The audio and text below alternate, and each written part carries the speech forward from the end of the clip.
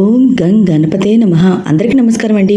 ఈరోజు వీడియోలో ఈ 2026 సంవత్సరంలో జూన్ నెలలో అనగా అధిక మాసంలో సంకటహర చతుర్థి ఏ రోజున వచ్చింది, ఈరోజు వినాయకుడిని ఏ నామంతో పూజించాలి, పీఠం పేరేంటి, ఇంకా చంద్రోదయ సమయాలు ఏంటి, ఇంకా పూజ ఏ సమయంలో చేసుకోవాలి అనే అన్ని విషయాలు కూడా ఈ వీడియోలో తెలియజేస్తాండి. ఇంకా కొత్తగా ప్రారంభించే వాళ్ళు వ్రతాన్ని ఈ నెల ప్రారంభించుకోవచ్చా అనే విషయాలు కూడా తెలియజేస్తాను. మానవులను కష్టాల నుండి గట్టెక్కించే వ్రతమే సంకటహర చతుర్థి వ్రతం అండి. ప్రతి నెల కృష్ణపక్షం చతుర్థి నాడు ఈ సంకటహర చతుర్థి వ్రతం అయితే జరుపుకుంటాము. ప్రతి నెల ఒకవేళ సంకటహర చతుర్థి మంగళవారం నాడు వస్తే దాన్ని అంగారక సంకటహర చతుర్థి అంటామండి. ఇలా రావడం చాలా విశేషమైనది. గణపతికి అత్యంత ప్రీతిపరమైన తిథుల్లో ప్రధానమైనది చవితి తిథి అండి. అయితే ఇప్పుడు వీడియోలో 2026 సంవత్సరంలో ఈ అధిక జ్యేష్ఠ మాసంలో అనగా జూన్ నెలలో ఈ సంకటహర చతుర్థి ఎప్పుడు వచ్చిందో ఇప్పుడు తెలుసుకుందాము.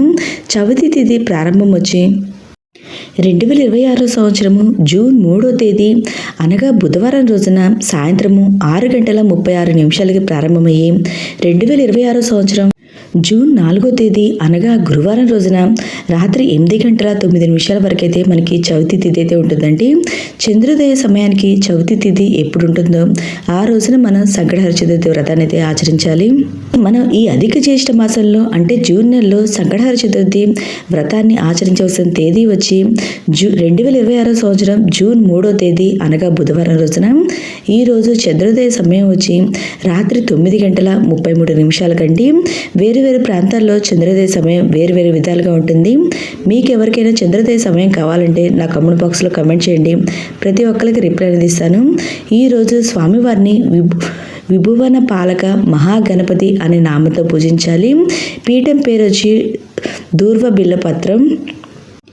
ఎవరైనా కొత్తగా ఈ వ్రతాన్ని అయితే ప్రారంభించాలనుకుంటే ఈ నెలవైనా ప్రారంభించవచ్చండి, చాలా మంచిది. ఈ పూజ ఎలా చేసుకోవాలో ఆల్రెడీ మన ఛానల్లో వీడియోస్ అయితే ఉన్నాయండి. ఇంట్రెస్ట్ ఉన్న వాళ్ళు ఒకసారి చూడండి. మీకు ఈ వీడియో నచ్చినట్లయితే లైక్ చేయండి, మీ ఫ్రెండ్స్ అండ్ ఫ్యామిలీ మెంబర్కి షేర్ చేయండి. మీకు ఏమైనా సందేహాలు ఉంటే నా కామెంట్ బాక్స్లో కామెంట్ చేయండి. ప్రతి ఒక్కరికి రిప్లై అనేది ఇస్తాను. ఓకే అండి, థ్యాంక్ యూ ఫర్ వాచింగ్.